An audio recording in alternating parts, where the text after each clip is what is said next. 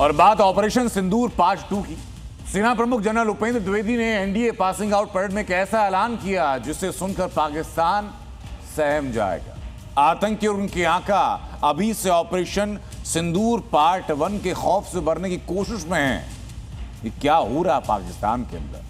एक बयान ने इतना कोलाहल कैसे मचा दिया, ये दिखाता हूं आपको। ये दर्द है ऑपरेशन सिंदूर का। ये दर्द है पाकिस्तान में आतंकी अड्डे तबाह होने का और उसमें पल रहे दहशतगर्दों के टुकड़े टुकड़े होने का।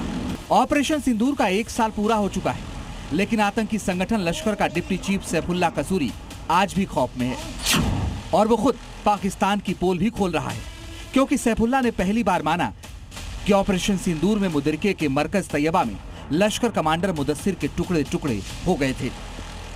ऑपरेशन सिंदूर में भारतीय सेना ने एक के बाद एक 9 आतंकी ठिकानों को मिट्टी में मिला दिया था, मगर ये तो सिर्फ एक ट्रेलर था। असली पिक्चर अभी बाकी है, क्योंकि भारतीय सेना ऑपरेशन सिंदूर 2.0 के लिए तैयार है।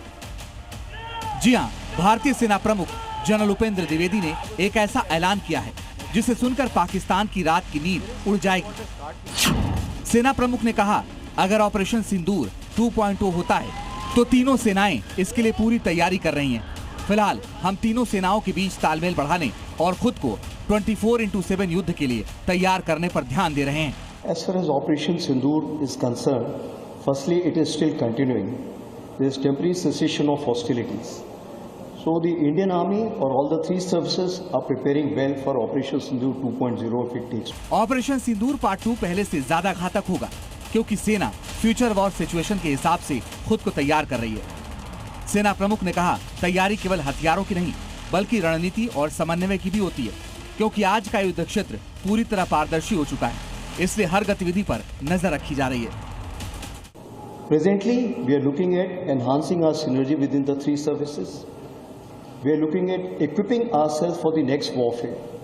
As I have told you, the next warfare will not be limited to the land, maritime and air alone. The new entries, that is the space, cyber and cognitive warfare, will play a very important role. What we have seen over a period of time, that it's 24/7, the battlefield is so transparent that every movement is known to the other side. Operation Sindoor part 2 की जरूरत क्यों पड़ने वाली है, जरा वो समझ लीजिए। खुफिया सूत्रों के मुताबिक आतंकी संगठन लश्कर तैयबा पीओके के रावलकोट, मुजफ्फराबाद और एलओसी के आसपास आतंकी लॉन्च पैड और ट्रेनिंग कैंप फिर से एक्टिव कर रहा है। इसके लिए लश्कर के सरगना हाफिज सईद के बेटे तलहा सईद ने हाल ही में पीओके के पूर्व प्रधानमंत्री अतीक अहमद खान से उसके घर पर मुलाकात की थी।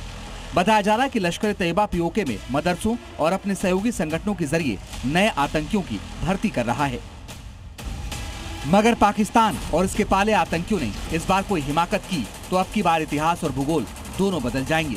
ब्यूरो रिपोर्ट, जी मीडिया।